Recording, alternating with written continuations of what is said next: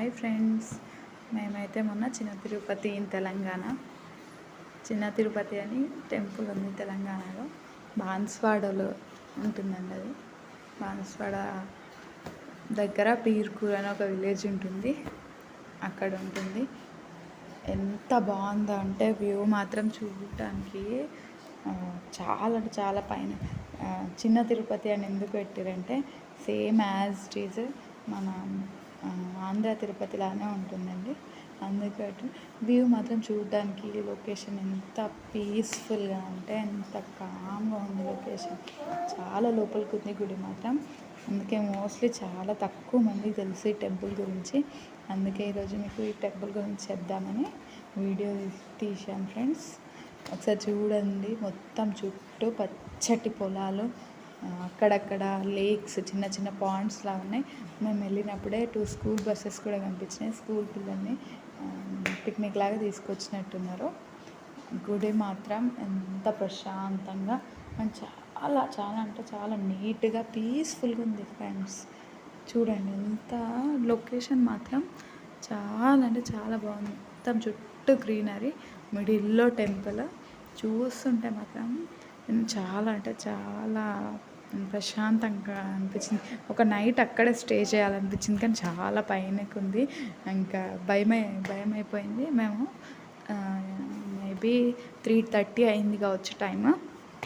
అప్పటి నుంచి 6:30 వరకు ఉన్నాం, ఈవినింగ్ 6:30 వరకు. ఇంకా టెంపుల్లోకి వెళ్తే మాత్రం ఇక్కడ చూడండి రథం ఉందండి, అండ్ చెట్లు చాలా బాగున్నాయి.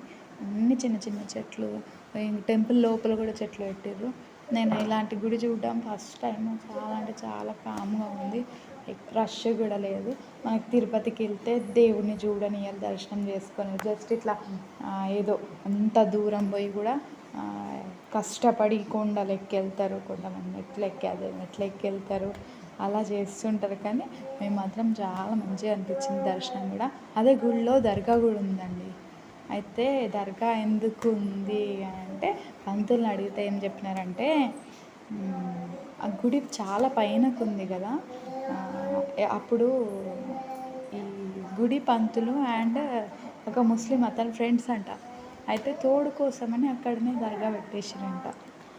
అట్లా రీజన్ మాత్రం అది చెప్పిండు నాకు. నేను అడిగితే చెట్లు లోపల, గుడి లోపల కూడా ఎంత బాగున్నాయి చూడండి ఫ్రెండ్స్, చాలా బాగున్నాయి కదా.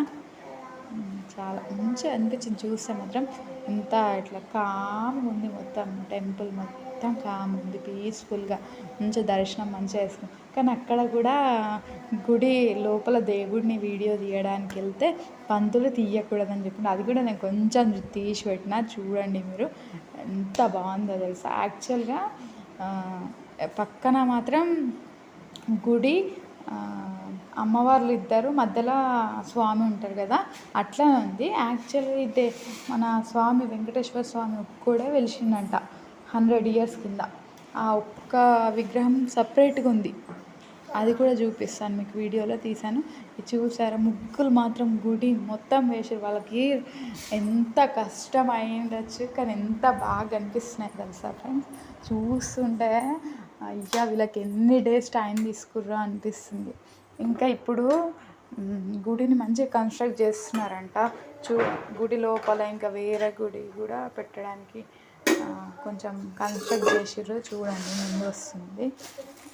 గుడి మొత్తం చుట్టూ ఎలా ఉందో వీడియో తీసి చూపిద్దామని. చాలామందికి తెలియదు, నేను కూడా ఫస్ట్ టైం వెళ్ళడం.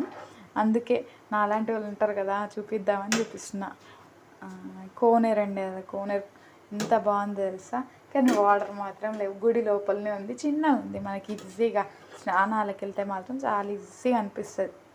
బాగుంది, చిన్నగా క్యూట్గా అనిపించింది. కోనేరు చూస్తే కొన్ని వాటర్ ఉన్నాయి చూడండి కదా, ఇంత కొన్ని ఉన్నాయి. గుడి లోపలనే ఉంది అది కూడా. ఇంకా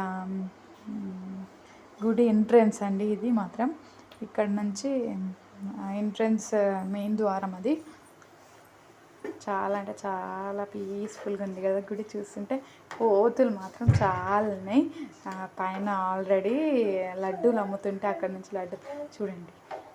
పంతులు వీడియో తీయనిస్తలేడు, అయినప్పటికీ నేను చిన్న చిన్నగా తీసేసిన.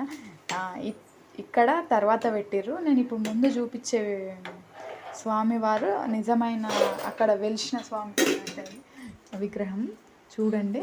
అక్కడ కూడా వీడియో తీయనియలేదు, జస్ట్ ఇట్లా తీసేసిన. చాలామంది చూసి ఉండరు ఈ గుడిని, ఎందుకంటే చాలా లోపలికి ఉంది అని చెప్పేసి చూసి ఉండరు.